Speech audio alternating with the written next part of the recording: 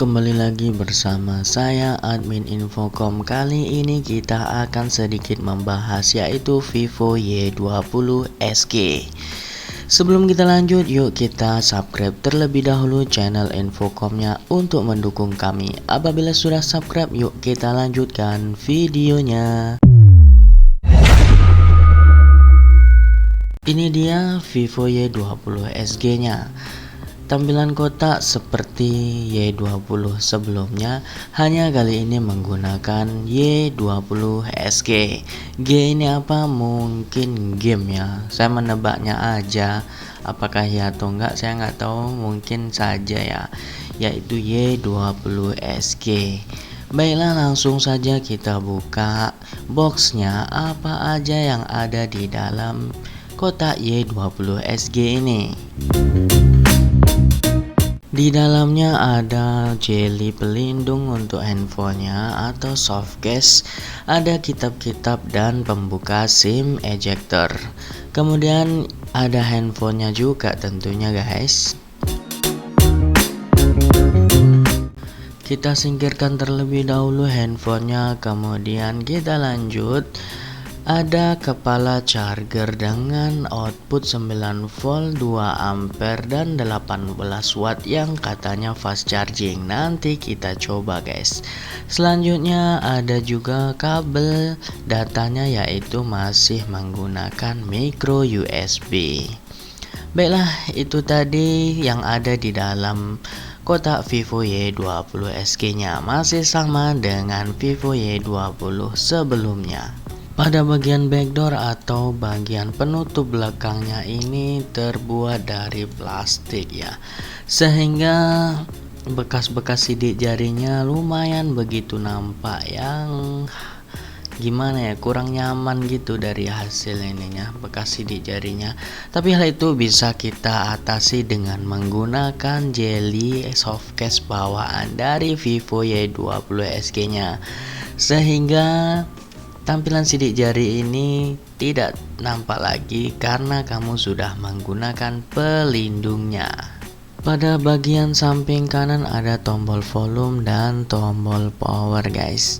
Tombol powernya ini sekaligus atau include dengan sidik jari atau fingerprint. Pada bagian bawah ada lubang speaker dan lubang micro USB, lubang mikrofon dan lubang jack audio 3,5 mm. Sedang pada bagian kiri hanya ada lubang SIM ejector untuk membuka SIM ejector kamu. Untuk bagian atas kosong, tidak ada apa-apa sama sekali.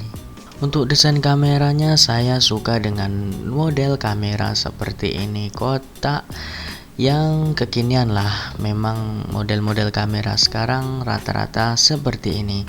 Sedang untuk lensa kameranya sendiri ada 13 megapiksel yaitu kamera utama, 2 megapiksel kamera bokeh, dan terakhir ada 2 megapiksel super makro kamera. Sekarang kita beralih ke bagian depannya. Pada bagian depan ini menggunakan lensa kamera 8 megapiksel wide.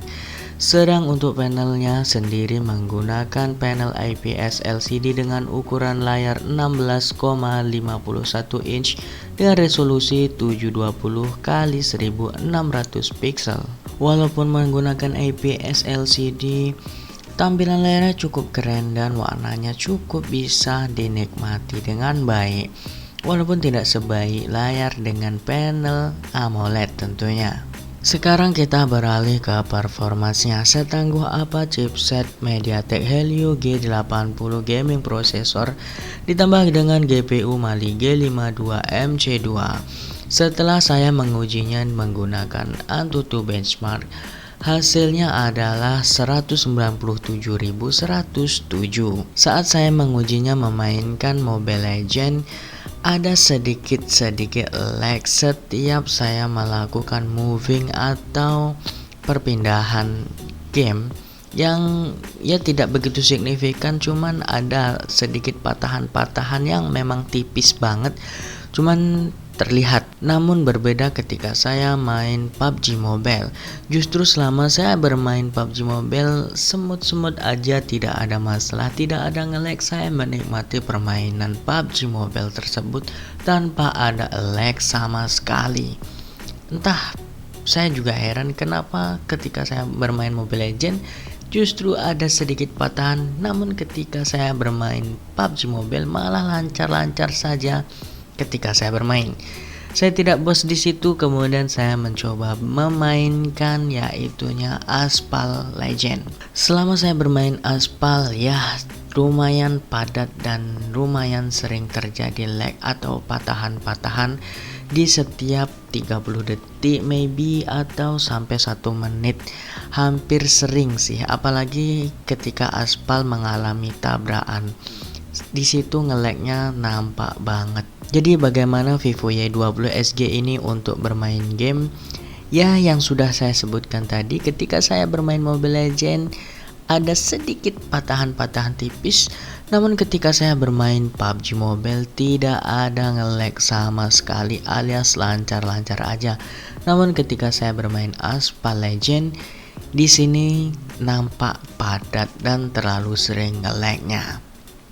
Jadi kesimpulan, kamu bisa memilih atau kamu bisa menentukan game yang mungkin kamu sering mainkan nantinya. Untuk sensor-sensor semuanya lancar dan akurat. Untuk fingerprintnya akurat dan saya suka. Walaupun menggunakan softcase sedikit agak ke dalam, tapi saya tetap nyaman menggunakan fingerprint di samping ini.